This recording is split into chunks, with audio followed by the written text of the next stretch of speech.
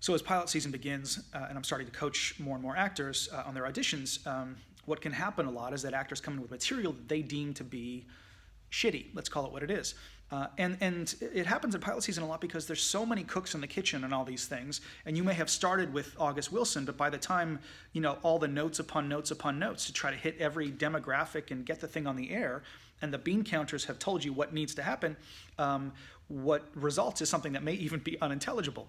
And so they're desperately trying to get this thing on the air and deal with getting some star actor or making sure that they have their locations or whatever else. They're not focused on the material the way they should be. So then you show up with this audition.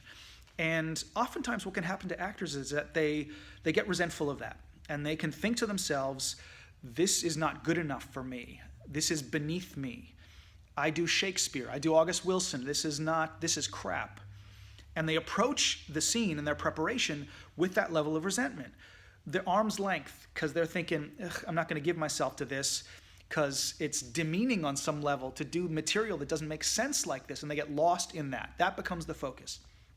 Now, if something's morally reprehensible for you, whatever morality means for you, don't do it. But I think there's another approach. There's another way when you get a piece of material that you don't think is well written, that may even be unintelligible, and that is, how can I elevate this to the level of humanity? What can I do to help this?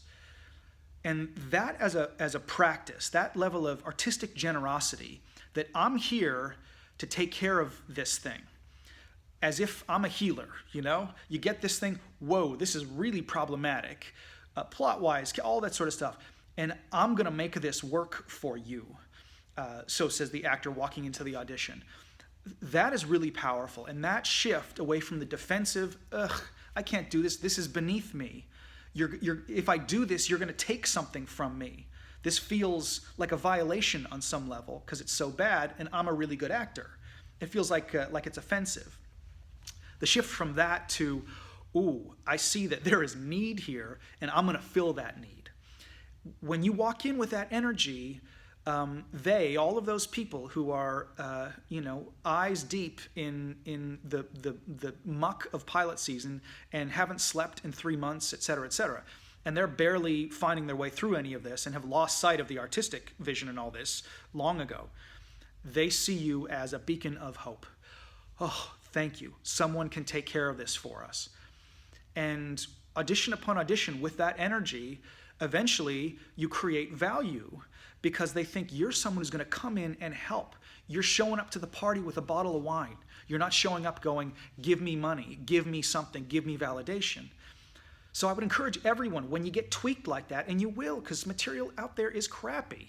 And again, some of it's morally reprehensible or includes misogyny and tropes, and you should say, I am not going to be part of this.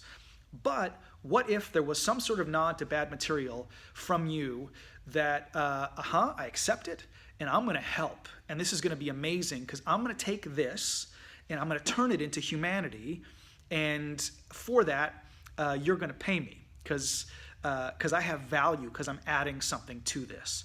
It's a different approach, but give it a shot. You're going to get tweaked. When you get tweaked, there's that thing again. There's my ego getting tweaked. Let's shift to being someone who is a helper and a healer in all this situation. Give it a shot.